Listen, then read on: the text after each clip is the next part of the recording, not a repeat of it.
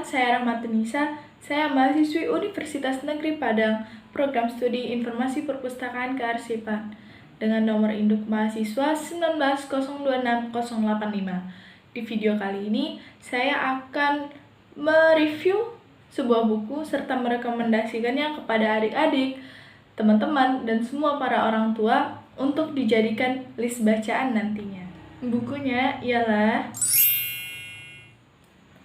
Nawila, adalah novel debut pertama karya Reda Gaudiamo yang merupakan penulis berkebangsaan Indonesia. Buku ini terdiri dari 34 bab, yang masing-masing bab memiliki ilustrasi yang menarik sebagai pendukung dari isi cerita. Buku Nawila sangat cocok dijadikan bacaan untuk anak.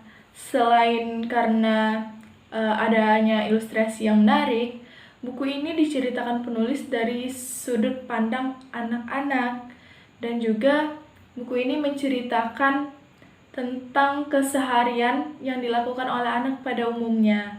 Apalagi penulis menceritakannya dengan bahasa yang lugas, ringan, dan sederhana, sehingga memudahkan anak memahami isi dari buku ini. Buku Nawila ini sangat unik karena fleksibel, dapat dinikmati oleh beragam kalangan usia. Selain cocok untuk bacaan anak, buku ini juga dapat dijadikan bacaan bagi kalangan remaja, orang dewasa, bahkan para orang tua. Nah, bagi kalangan remaja, orang dewasa, bahkan para orang tua yang membaca buku ini, kita dibuat bernostalgia pada masa-masa kecil kita dulunya. Dan juga bagi teman-teman yang menyukai cerita dengan suasana menegangkan, mengharukan, juga ada pada buku ini. Hanya saja, penulis Reda Gaudiamo menceritakannya dengan ringan dan sederhana, tidak seperti cerita-cerita berat pada umumnya. Buku Nawila ini sangat banyak pesan moral atau pembelajaran di dalamnya. Pesan moral atau pembelajarannya tidak seperti menggurui kita sebagai pembaca. Dan juga penulis menyampaikan pesan moralnya secara tersirat, tidak seperti cerita pada umumnya yang terlihat jelas pesan moralnya tertulis pada bagian akhir cerita untuk kita ambil pembelajaran setelah membacanya.